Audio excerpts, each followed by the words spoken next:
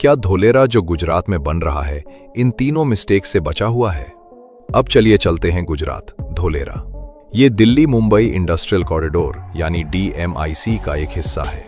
2013 में तब के चीफ मिनिस्टर नरेंद्र मोदी ने इसे India's first greenfield smart city के रूप में अनाउंस किया। पूरे 920 स्क्वायर किलोमीटर जो 22 विलेजेस को कवर करता है। ये कोई रिजॉर्ट सिटी नहीं है, ये एक इंडस्ट्रियल और मैन्युफैक्चरिंग हब बनाने का प्लान है जिसका टारगेट पॉपुलेशन 20 लाख और 8 लाख जॉब्स क्रिएट करना है।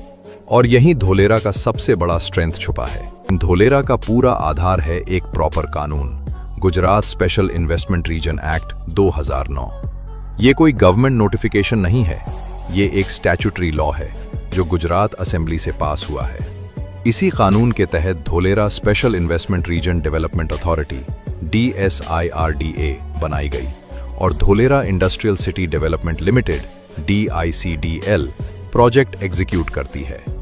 मतलब धोलेरा सिर्फ एक सरकार के मूड पर डिपेंड नहीं करता, ये एक लीगल इंस्टीट्यूशनल फ्रेमवर्क पर खड़ा है जिसे बदलने के लायक एक प्रॉपर लेजिस्लेटिव प्रोसेस चाहिए होगा, ना कि एक सिंगल फाइल पर दस्तखत। सबसे पहले गुजरात ने 2009 में ही एक प्रॉपर लॉ बनाया, स्पेशल इन्वेस्टमेंट रीजन एक्ट। इसके through Dholera special investment region development authority DSIRDA बनाई गई जो एक गवर्नमेंट बॉडी है। और प्रोजेक्ट एग्जीक्यूट करने के लिए एक सेपरेट कंपनी बनाई गई, Dholera industrial city development limited यानी DICDL। ये multi layer structure, government authority plus execution company, मतलब कोई एक सिंगल एंटिटी के पास अनचेक्ड पावर नहीं है। दूसरा बड़ा फर्क लैंड का। धोलेरा में जमीन लोकल फार्मर्स से ली गई है और यहां गुजरात गवर्नमेंट ने सीखा कि अमरावती में क्या गलती हुई थी। फार्मर्स को उनकी जमीन का 50% वापस डेवलप्ड प्लॉट के रूप में दिया गया, अप फ्रंट कॉम्पेंसेशन दी गई और जमीन हाफ प्राइस पर इंडस्ट्रीज को दी गई ताकि इन्वेस्टमेंट आए। इससे फार्मर अनरेस्ट का रिस्क काफी कम हो गया। और सबसे इंपॉर्टेंट बात, धोलेरा का काम सिर्फ कागज पर नहीं है। एक्टिवेशन एरिया में ऑलरेडी 72 किलोमीटर की internal roads, water treatment plants और एक 400 kV सबस्टेशन बन चुके हैं। अहमदाबाद से कनेक्ट करने वाला एक्सप्रेसवे भी कंप्लीट हो चुका है। ये सब दिखाता है कि धोलेरा यहां जमीन पर एक्चुअल वेरिफिएबल प्रोग्रेस हो रहा है। और अब बात करते हैं उस चीज की जो धोलेरा को ट्रूली अलग बनाती है, ग्लोबल कॉन्फिडेंस। टाटा ग्रुप ने धोलेरा में अपना सबसे बड़ा बेट लगाया है। इंडिया का पहला बड़ा सेमीकंडक्टर फैब, जिसमें करीब 91,000 करोड़ रुपए यानी $11 बिलियन का इन्वेस्टमेंट है, ताइवान की कंपनी PSMC के साथ पार्टनरशिप ने। ये सिर्फ एक फैक्ट्री नहीं है, ये इंडिया के पूरे चिप मैन्युफैक्चरिंग फ्यूचर की नींव है। अडानी ग्रुप भी पीछे नहीं है, उन्होंने धोलेरा पोर्ट में अपनी स्टेक बढ़ाई है। और सबसे दिलचस्प बात, अडानी डिफेंस एंड एरोस्पेस ने ब्राजीलियन कंपनी एम्ब्रेयर के साथ मिलकर धोलेरा में ही इंडिया का पहला रीजनल एयरक्राफ्ट असेंबली प्लांट बनाने का MOU साइन किया है। इसके अलावा अडानी ग्रुप यहां लाखों करोड़ रुपए के डेटा सेंटर्स भी प्लान कर रहा है।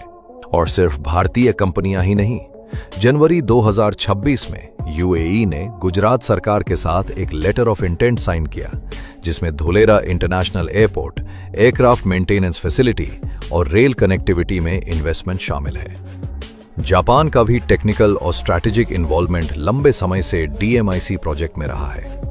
जब टाटा, अडानी, जापान और UAE जैसे प्लेयर्स सब एक साथ अरबों रुपए एक ही जगह लगा रहे हों, तो ये दिखाता है कि इन सब का सीरियस लॉन्ग टर्म भरोसा है कि धोलेरा रुकेगा नहीं।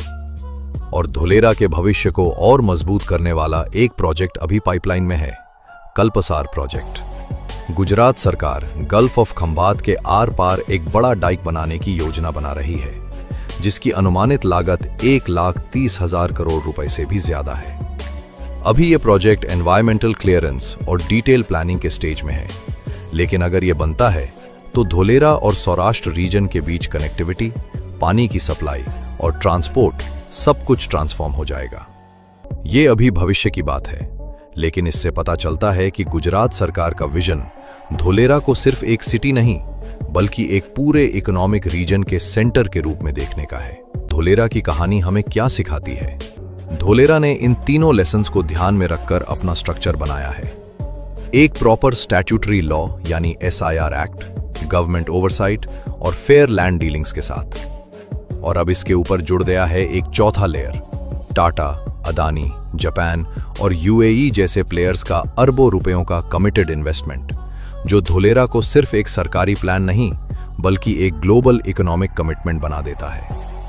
इतनी बड़ी पूंजी और इतने डीप डिप्लोमैटिक रिलेशनशिप्स के बाद पीछे हटना किसी भी सरकार के लिए बेहद महंगा और मुश्किल होगा। इसलिए धोलेरा के फेल होने के चांसेस काफी कम हैं। धोलेरा का फ्यूचर अभी लिखा जा रहा है।